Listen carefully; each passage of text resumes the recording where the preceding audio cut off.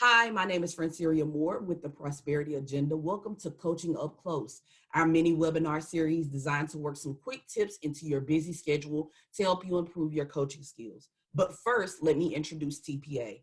We are working to end persistent poverty, changing the way we think about, build programs for, and coach families under financial stress. Coaching, of course, is a big part of our DNA, and we work with organizations all over the country on their coaching programs. Before we jump in, if you're joining us live, we'll have a question and answer session at the end of this webinar, so save your questions. And as a note, for the next few months, we'll be offering Coaching Up Close webinars bi-weekly on the first and third Wednesday of each month.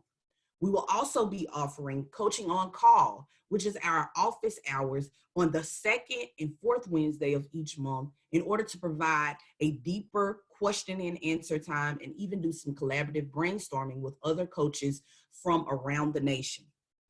Now let's get started with today's session about navigating your mindset. A mindset is defined as the established set of attitudes held by someone. I have many different mindsets because I hold many different roles. For an example, right now, I am experiencing life as a professional who is working from home and a mother who is also homeschooling or helping with the schooling of my child. Those two roles are very important to me and they are very necessary depending on where I am in my life and what's going on. When I'm here with you all, I have on my professional mindset. So the way that I view problems and situations is covered through a lens of professionalism as the learning manager for TPA. However, when I'm a mother, even though these two things are happening in the same household, when I'm a mother, my mindset has to completely shift so that the problems and situations that arise over there are met with the proper response because I've switched to a mothering mindset. It wouldn't really come off too great to my 4-year-old daughter if she asked me for a banana and my response was, as per my last comment to you, you cannot have a banana because you've already had 3. She would probably look at me like I was crazy because I don't talk like that to her because that's not the correct mindset. As with all roles we have throughout our lives, practitioners must learn to navigate the relationship between our inner fixer and our inner coach because we all have it. We all have an inner fixer inside of us that wants to help solve problems quickly and efficiently. We have an inner fixer who wants to really see clients win and participants win and get to the end. But sometimes that fixer mindset takes over and begins to drive toward goals that we have not clarified with our participant. The fixer mindset tends to see a solution and move expeditiously toward that solution without having a conversation with the participant. For every situation, you have to choose to respond as either a fixer or as a coach. And in this work, you have to push against that normal tendency to fix things in order to make a new choice in favor of improving your relationships with participants.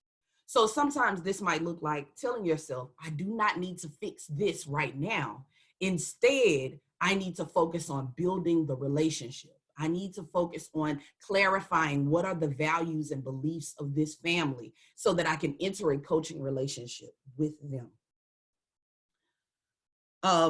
Even pausing for a moment and asking yourself this question of, do I need to fix this right now, will help to strengthen your reliance on the coaching mindset. So as a coach, I use the rule, whoever does the most talking in a meeting, that's whose meeting it is.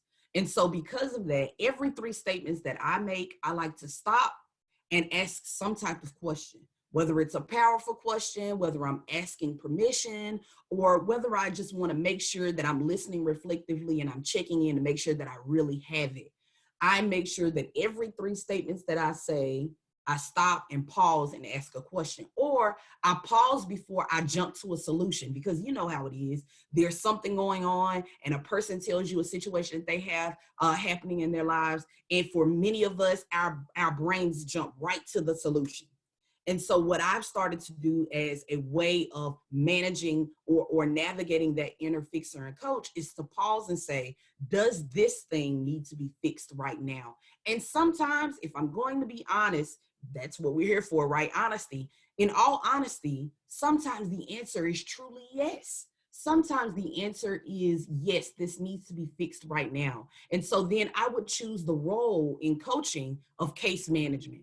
I would provide some case management for that person to help them get over the crisis, to help them get over the circumstance, to help put out the fire in their life, if you will, so that we can move to a coaching approach later in our conversations and interactions.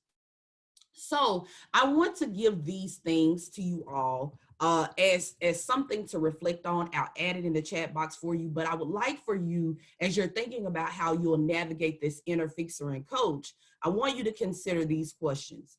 Ask yourself, when do you notice that you're relying on your inner fixer? When do you notice that you're relying on your inner coach? Without me fixing a situation, would a participant be able to find their way to goal fulfillment? And then lastly, how do these mindsets benefit me? Both the fixer and the coach, because there are benefits to both. There's a time for both in some ways, okay? And so what's necessary is that you begin to lift up or build the muscle of the coaching mindset as a preference over the fixer mindset that likes to jump to a solution or a conclusion. Okay, so those are just some things that that we all can reflect on as we are looking to do this work. And I have copied those into the chat box for you for review.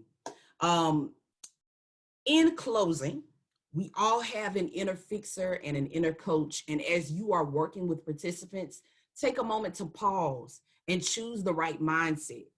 Don't let the default mindset choose you.